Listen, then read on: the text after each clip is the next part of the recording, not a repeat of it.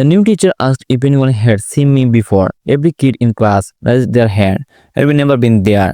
The substitute teacher smiled at me like she would known me her whole life. Welcome back, Jason. She said it's so good to see you again. I stood in the doorway of room 214, backpack hanging from one shoulder, starting at 23 kids who were all starting back at me, nodding, smiling like we were all friends. I'm sorry, I said. I think there's been a mistake. This is my first day, Miss Chen. That's what the name plate on the desk said. Titled her head, first day back, you mean after your absence.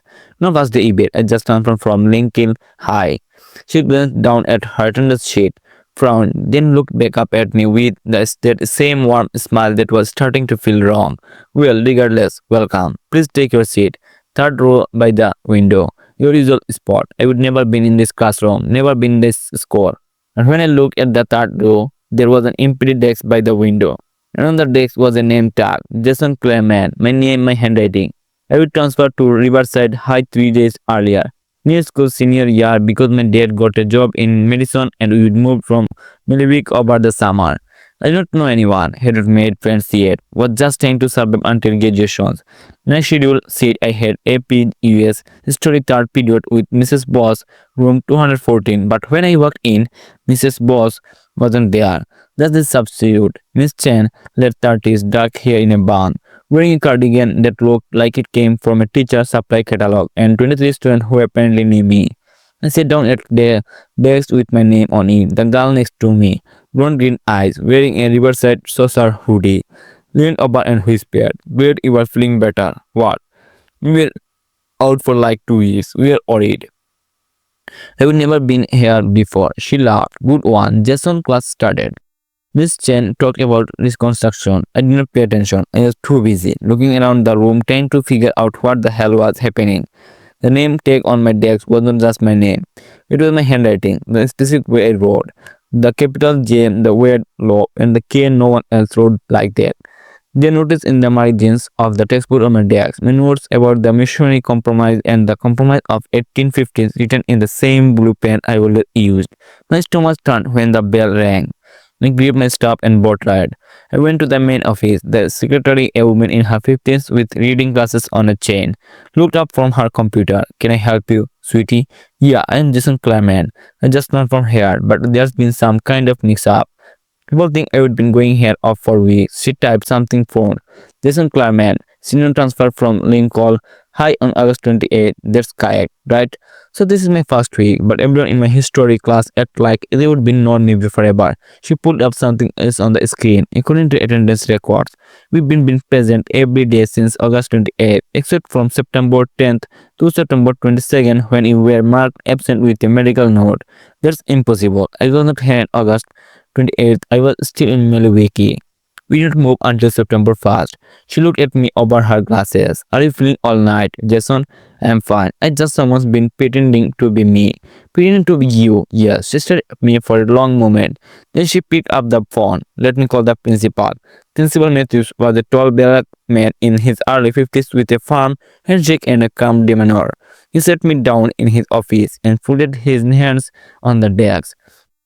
"Mrs. Herrera says you are confused about your attendance." "I'm not confused. Someone's been coming to this school pretending to be me for 3 weeks." "Yes, and this prison look like you." "I guess so. I don't know, but they've been using my name, sitting in my classes, turning in assignment with my handwriting." He pulled up something on his computer, turned the monitor toward me. "This is a school photo we took on September 5. Is this you?" I looked at the screen. It was me, same face, same haircut, same grey handless shirt I would own that day, except I had not been at this school on September 5. I had been at home in Milwaukee packing. My hands started shaking. "That's not possible," I whispered. "Jason, have you been experiencing any memory issue, blackouts, confusion?" "No, I remember everything. I was in Milwaukee until September 1st. My family moved here. This is my first week at Riverside."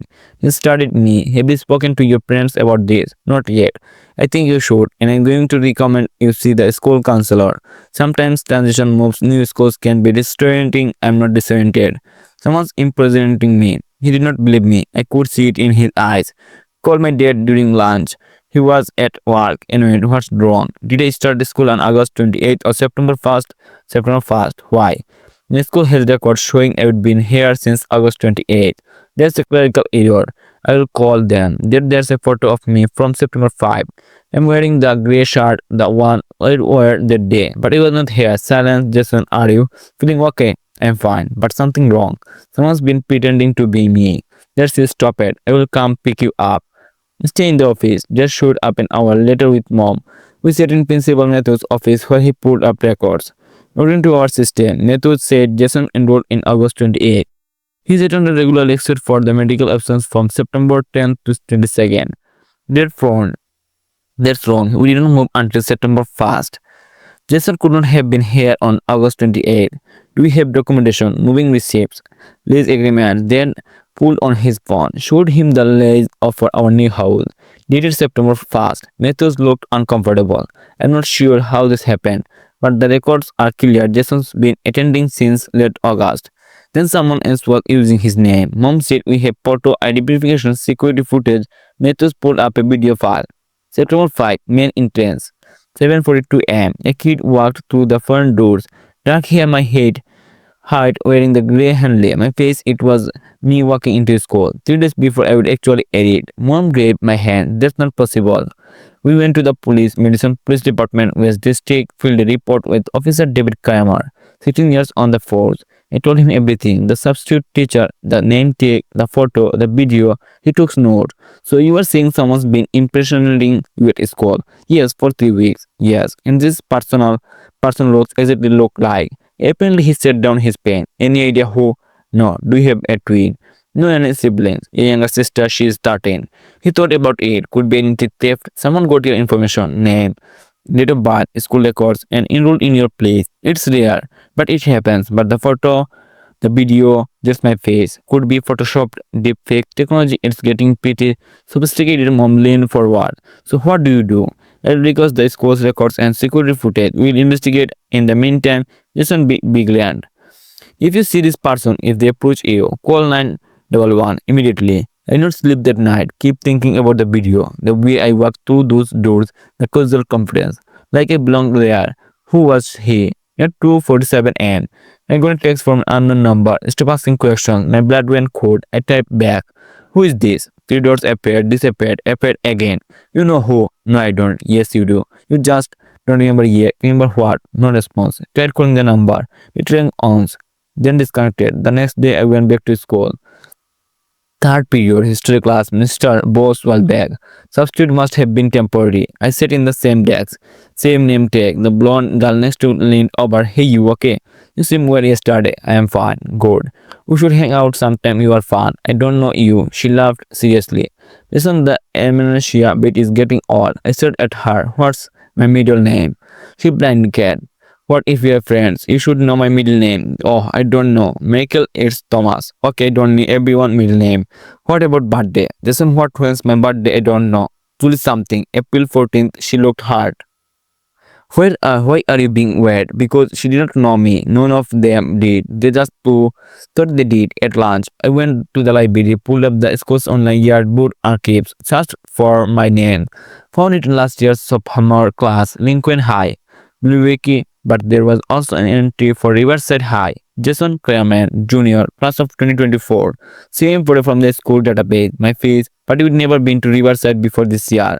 I clicked on the photo, it expanded, and beneath it in small text, in memory, my chest tightened. In memory of Jason Kramer, 2006-2023. I did last year. According to this, I died in June 2023. Car accident memorial service held at Riverside High. But I was alive, sitting in the library, breathing, heart pounding. I skin shorted, everything, sent it in my dad. He called within 2 minutes. Where did you get this call? Outside. Dad, what's going on? I don't know, but we are pulling you out of that school. Come home now. I didn't go home. I went to the address listed in the memorial. Jason Kramer's house. 10 minutes from school, it was a small ranch house, blue siding, overgrown lawn. There was a car in the driveway, a Honda CRV. Older model. I knocked. A woman answered, mid-40s, cat eyes, blonde hair going grey. Can I help you? Looking for Jason Klarman. Her face went white. What? Jason Klarman, does he live here? She kept it to the door frame. Who are you? I'm stop. I'm a student at Riverside. I heard about what happened. I wanted to pay my respect. Her eyes filled with tears. He died 4 months ago. I'm so sorry. He was driving home from a party. Drank day but ran a red light, cleaned him instantly. My stomach dropped. Do you have a photo of him? She looked confused. Why? I would like to see him to remember. She hesitated. Then she stepped aside, calming. The house smelled like lavender and dust. Photos covered every surface. Jason at graduation, Jason playing basketball, Jason with friends, Jason with my face. This is him. The woman said, handing me a framed photo. My son, I stared at it. Same dark hair, same hazel eyes, same crooked left eye scissor I would chip in a grade. Not similar. Identical. Are you okay? She asked. You look pale. I'm fine. He looks like someone I know. He had the effect on people. Everyone loved him. Did he have any siblings? No, he was my only child. What about his father? He left when Jason was 2. Had not heard from him once. I handed the photo back. Thank you for sharing this. I am sorry for your loss. She walked me to the door. What's your name? I hesitated. Jordan. She smiled. Thank you for caring. Jordan, not many kids old. I drove home, told my parents everything. Dad called a family friend, Dr. Hennan Pierce, a psychologist with 22 years of experience. She agreed to see me that evening. We sat in her office, soft lighting leather chairs. She had kind eyes and a notepad. Tell me what's been happening. I told her all of it. She listened without interrupting. When I finished, she set down her pen. Jason had experienced hallucinations, heard voices, seeing things that were not there. No, any family story of mental illness. No, memory gaps, dissociation. No, I remember everything clearly. She thought for a moment. What you are describing sounds like Capgras syndrome, a delusion where someone believes others have been replaced by imposters. But you are claiming we've been replaced. That's unusual. I am not delusional. There's evidence, the school records, the video, the memory which could all have explanation, clerical errors, mistaken identity, a tragic coincidence, whatever the next. The person who told me to stop asking questions could be a prank, or someone who heard about your confusion and decided to mess with you. I feel my hands clench, and so you think I'm crazy. I think you are experiencing extreme stress from the move and your senior year. Sometimes our brains create narratives to explain things we don't understand. I'm not making this up. I believe you believe that, but I would like to run some tests. Blood work, MRI, rule out any organic causes. The test came back normal. No tumors, no chemical imbalances, no physical explanation for what I was experiencing. Dr. Pierce picked up prescribed anti-anxiety medication just to take, and the age of I didn't take it. The text kept coming. You can't escape this. Stop digging. You know what you did. I tried tracking the number. It was a burner phone. Untraceable. On September 29, I got a photo. It was me standing outside my house, taken from across the street. The stamp 11:47 p.m. The previous night I had been asleep at 11:47, but there I was in the driveway looking directly at the camera. I showed Officer Kramer. He scaled the case. Agent Detective Monica Reyes, 12 years with the department specializing in stalking and the harassment. She told me. Reviewed the text, the photo, the school records. I'm going to be honest with you, Jason. This is one of the strangest cases I will be worked, but I believe something happening. We're going to figure out what. She started digging because the security footage from the school. Got a warrant for the phone records, found something. The burner phone had been purchased at a Walmart on a Madison on August 15th, paid cash, but the security footage showed the buyer. Detective Reyes showed me that video. It was me, not someone who looked like me. Me, same scare on my left eyebrow, same way I walked, same back hoodie I owned. Is this you? The asked. No. I was in Milwaukee on August 15th visiting my grandparents. Can you prove that? I pulled out my phone, showed her photos. My grandparents' house dated August 15th. She frowned. This doesn't make sense. We reviewed the school footage again, frame by frame, found something we'd missed in on frame. In one frame, September 6th, 8:30, 8:23 am, there were two of me. One walking into the building, one standing by the bike racks. Same clothes, same face, same moment. That's impossible. Ria said, but there it was. Two Jason Clemens in the same place. At the same time, Ria's brought in Dr. Liam Foster, a forensic psychologist with 18 years analyzing criminal behavior and identity cases. He reviewed everything, the videos, the photos, then text. Then he said, I think you have a doppelganger. A what? Doppelganger, a person who looks remarkably similar to you. Not a twin, just a statistical coincidence. It's rare. But documented in this person is pretending to be man. not pretending replacing. I think this person found out about a real Jason Clement, the one who died that decided to take over his identity. When he showed up, you became a problem. Why would someone do that? A number of reasons keep a past, assume a new identity may be the needed to disappear. So what do? We find him, we set a trap. He is posted on social media as Jason Clement saying I would be at a specific location. Dennis on East Washington at 8 p.m. on October 3rd. I showed up at 7:45, sat in a booth, waited. Ria and two officers were stationed nearby. Plain clothes. On my face, he saw me stupid. We stared at each other. Who are you? He asked. He didn't answer. Just turned and ran. Ria tackled him in the parking lot. His name was Ethan Cross, 23 years old, originally from Loya. No criminal record, no family. In the interrogation room, he sat across from me, staring. Why? I asked because I had nothing. You had everything. What are you talking about? Jason Clement, he had a family, friends, a future. I had nothing. So when he died, I took it. Became he. But I'm Jason Clement. No, he leaned forward. He was Jason Clement from Milky. I Jason Clement from Nelson. We can't both exist. We just can't exist in the same place. So you tried to erase me. I tried to keep what I would build when you showed up. You didn't that. You sent the text, the photos. I wanted you to leave, to transfer, to disappear. Why do you look alike? He smiled. We don't. Not really, but people see what they expect to see.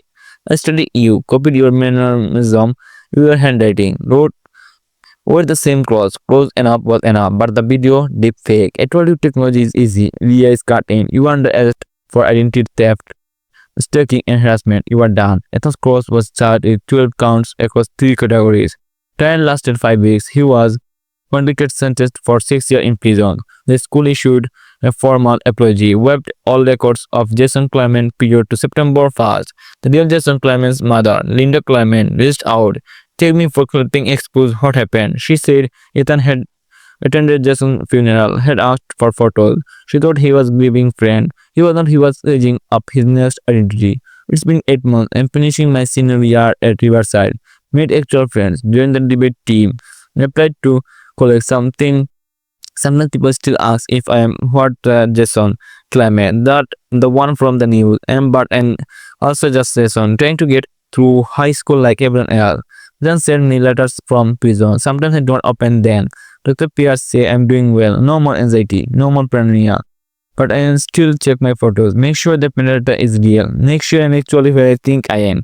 Because now you know someone can take your face, your name, your entire life. And if you are not careful, they will make everyone believe they were you all along. If you made it this far, thanks for reading. And if someone you know start acting, give and check twice. Because sometimes the person you are looking at is not who you think they are. And sometimes the real person is still out there trying to prove they exist.